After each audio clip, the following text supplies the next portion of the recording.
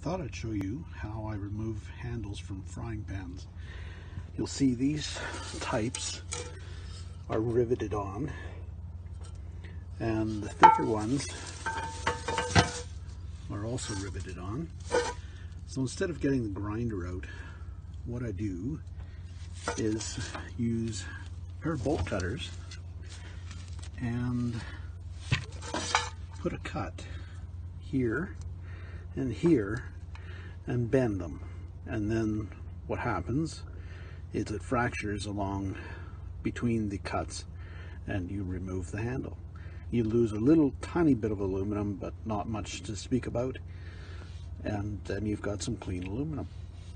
So I'll show you how to do it in a moment. As you can see, I've made two cuts, so this is all you have to do.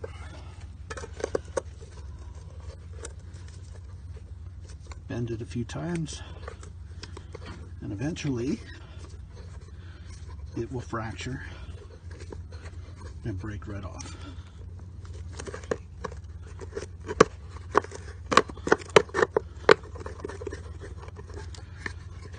Right, like that. And then you've got scrap steel or basically plastic. So we'll try this one. Same thing. A little thicker of a frying pan, but simply bend it up.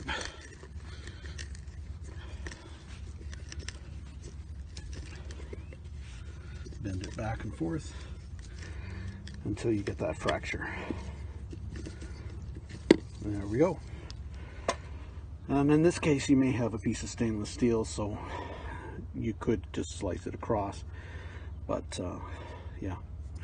So anyway, that's how it works. Thanks for watching. Be sure to check out our other videos on scrapping, as well as thrifting, antiquing, picking, etc. Take care.